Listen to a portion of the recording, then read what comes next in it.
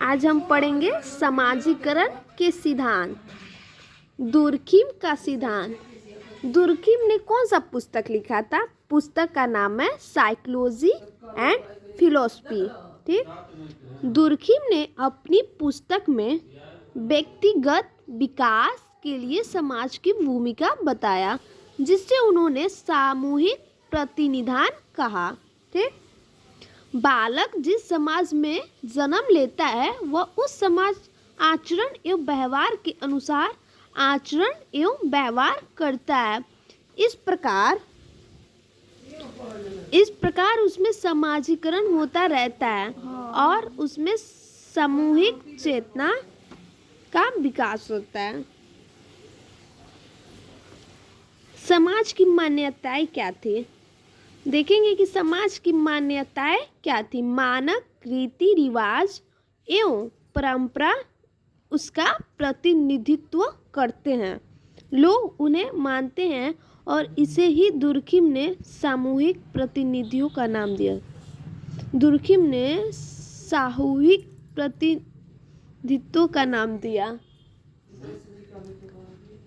प्रत्येक समाज में अपनी विचारधारा, मूल्य, आदर्श, भाव, विश्वास, मानक, संस्कार तथा मान्यताएं प्रचलन में होती है और इसे ही स्वीकार करते हैं, वे समाजीकरण करते हैं।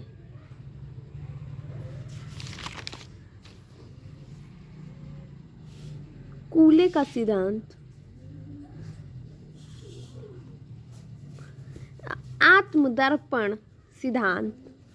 कूले।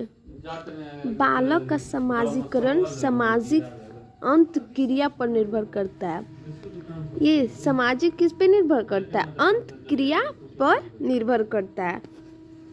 समाज के अन्य लोगों तथा विभिन्न पहलुओं के संपर्क में आते रहने से बालक की अपने बारे में आचरण विकसित तथा व्यापक होती है।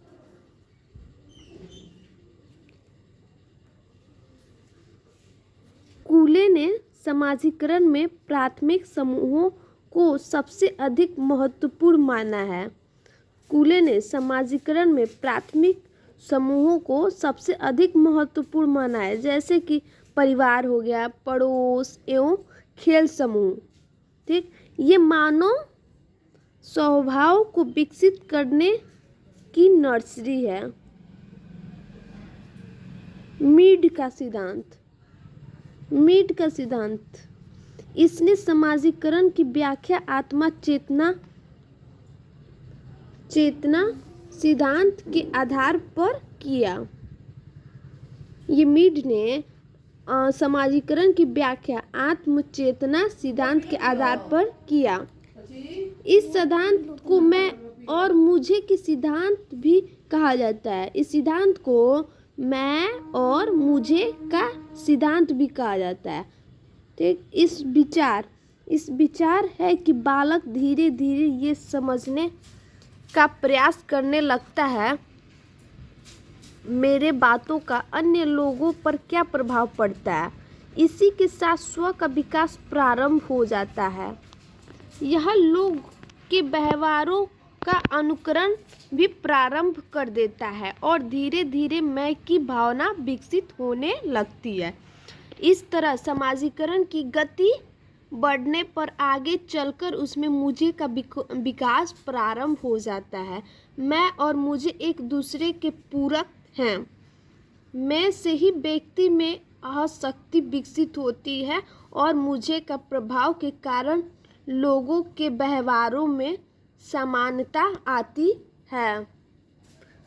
फ्रायड का सिद्धांत। आखिर फ्रायड का सिद्धांत क्या कहता है? फ्रायड नामक मनोवैज्ञानिक ने समाजीकरण के अपने सिद्धांत को मानसिक क्रियाओं के आधार पर समझाया है। वे यह मानते हैं कि मानव का समस्त व्यवहार काम प्रवृत्तियों से तय होता है।